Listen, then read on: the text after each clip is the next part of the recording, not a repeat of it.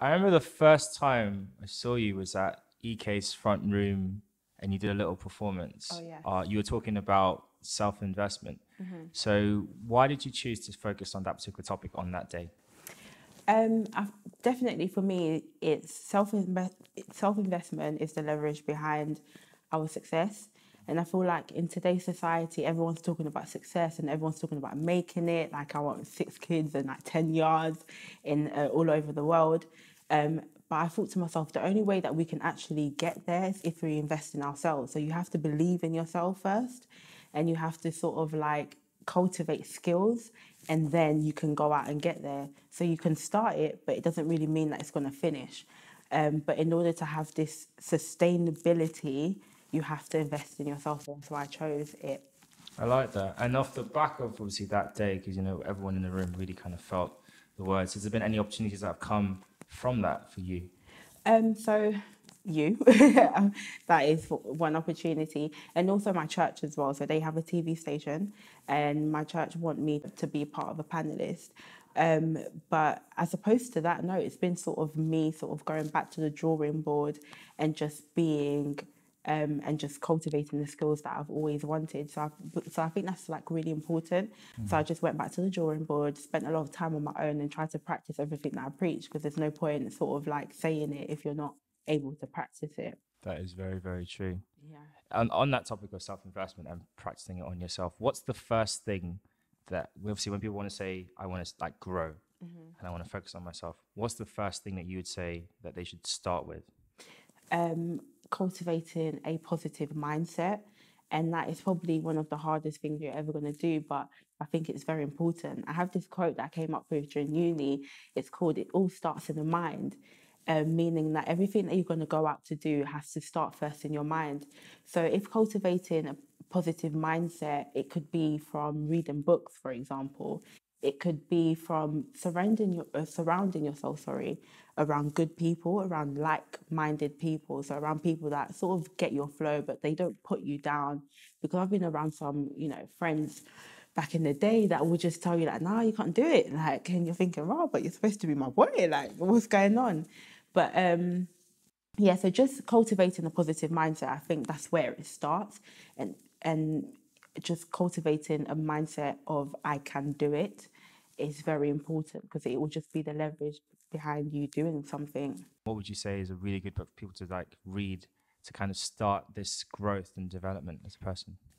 So the book that I'm reading recently is actually called The Bottom Billion. And basically, it talks about the notion of people that are earning $1 less around the world. So it talks about why certain countries in the world are poor. So he just basically categorizes it into different tracks. So that's the book that I'm reading at the moment. But that's only because I'm interested in development and all of that. But another book that I would definitely say could start off a positive mindset. I really like this book called Deep Work. Deep Work is, for me, is so good, and it talks about the notion of being focused in an unfocused world. So it talks about just going to your quiet space and just focusing on everything that you're doing in that time, whether it's sort of reading the book, whether it's you in university, for example, or if you just have sort of a deadline at work. So it talks about sort of just get off of social media for a week or maybe 2 weeks, and just focus on that thing. And I think that's really important for us to just focus on one thing at a time. So you can just go away and focus. And I think that book sort of really states that, and is a good sort of catalyst to you cultivating a good mindset. I really like that because obviously focus is a very important thing. I watched a YouTube video a few weeks ago, and this guy he was talking about how one of the worst habits that we have as people right now is waking up and opening our phones. And he said that we need to go away from this mindset of consuming and giving our attention to things to being more producing. So when you wake up in the morning, either for us, as a Christian, we'd like read our Bibles, pray. Yeah. Other people can just meditate, just clear your mind and just think about your day and being very purposeful. And then you'll have a more productive day as opposed to just picking up your phone, jumping on Twitter, Yeah. reading the timeline, jumping to Instagram, like a few pictures, feel a bit upset about the numbers of likes and then carrying on. Yeah, absolutely. Right now, we've got a lot of people who are trying to grow. Obviously, social media is an amazing tool that can let us go from sort of nowhere to stardom in like just anywhere and like Yeah. no effort required. And I think it sets a really bad precedent. So a lot of people look at like the Jenners and of course now Michael Dapper with Big Shaq, his story is amazing, but you forget that he's been doing this for 10 plus years, and you just see the 6 months of him going from nowhere to top 10s to being DJ Khaled. Obviously, man's not hot, Man's not hot and just blowing up the charts. Like, what's your take on this view of overnight success?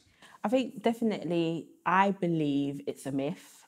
I believe there's no such thing as overnight success, because a key example is Michael Dapper. Like, everybody knows him, especially from Swell days. Do you know what I mean? But obviously, the type of people that don't really know his grind will think, oh, where's he coming from? He's an overnight success. But for me, it's just a myth. Like, there's no such thing. And I think even the people that probably were overnight success, like, where are they today? And we have this sort of one-hit wonder. Do you know what I mean? Because the good thing about grafting for so long is that when you make it, and I don't know, your producer, your manager's like, do it again, you'll be like, yeah, I've got a whole load of things that I can show you. But if you just came out of the blue, like yesterday, and then they're like, do it again, you're like, whoa, like, okay, well, how am I going to do it now? I don't know. So for me, it's definitely a myth. And I think it's good to sort of graft for so many years. It's good to work hard, because it means that once you make it, you're able to sustain it because you've done it for the past 5-10 years anyways. So that's my take on it. I definitely think it's a myth. Very, very true.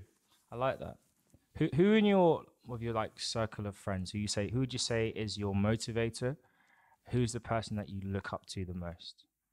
My circle of friends. Oh, okay. I think I've got sort of 4 friends that I'm like super close to, which is Emmanuelle, the one where I performed. I also got 3 other friends, Stephen, Lois, and Jen. I would say in their own little way, they motivate me. I think it will be hard to sort of like pick out who motivates me the most, because in their own way, I pick out so many things that I like from them. For example, Emmanuelle, I like his creativity. I like the fact that he's very like laid back. And I think from the others as well, they have this sort of like work ethic that's absolutely crazy. And they have this sort of can-do attitude, which I take upon from all of them. And what I like about my friends as well is that they never see the bad in anybody. They always see the good in things. And I think that's really rubbed off on me. So when I flop sometimes and I do things that I don't really like, I'm like, no, you know what? I am still a great person, and I can still pick myself up and move on from it. So in terms of motivation, I would say my closest friend, all of them motivate me, each and every one of them. I can't really pick who does the most. That makes sense. That's a very, very strong circle of friends. I remember in one of my old youth leaders, he said to us that we should always do life with eagles, because they help to pull us up and also open up our minds to new possibilities. Yeah, absolutely. You're working on some new stuff. What have you got in the pipeline? I'm currently in the process of writing a book. And yeah, so that's what I'm doing at the moment. What's your book about? It's about basically a notion that other people do not understand us. So it could be your family, it could be your friends, whatever, and they don't really get you, they don't get what you're about. And as a result to that, they sort of like look down on you and they're like, oh no, you're not going to make it, or you're not going to do well, or you're not going to, prosper, for example. But the book basically is an encouragement saying that actually, if people don't like you, it's okay and it's a good thing, and it shows that you're special, right?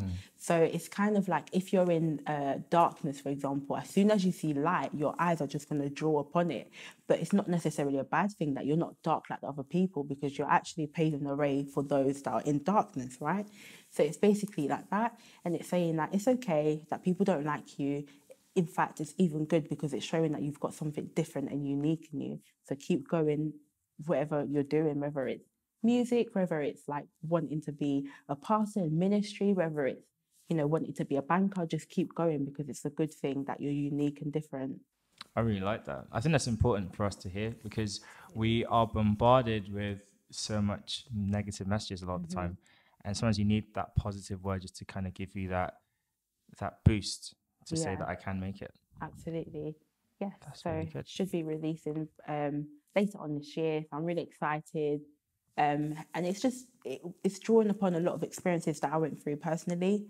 But it's being written in a fun way. So there's characters in the book. So yeah, should be really fun. Could you give us like a hint of a character that we should definitely pay attention to when the book comes out? I Or is would that a bit too say, early? okay, the closest thing I would say to a hint, I would definitely say there's a family that you should watch out for because they're all bookie. That's what I would say. So for those of you that don't understand bookie, they're troublesome, they're different. So, and I feel like we all have that one sort of family in our sort of circles of family, if that makes sense. Because, yeah, we've been through a lot when it comes to family. So yeah, there's one family that is quite troublesome, so keep an eye out for them. I like that.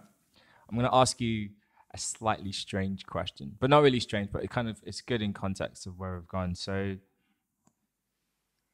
if you could travel back in time and you could speak to your 12-year-old self, so just getting ready to step into high school, Okay. what's the 3 pieces of advice you'd say to your 12-year-old self?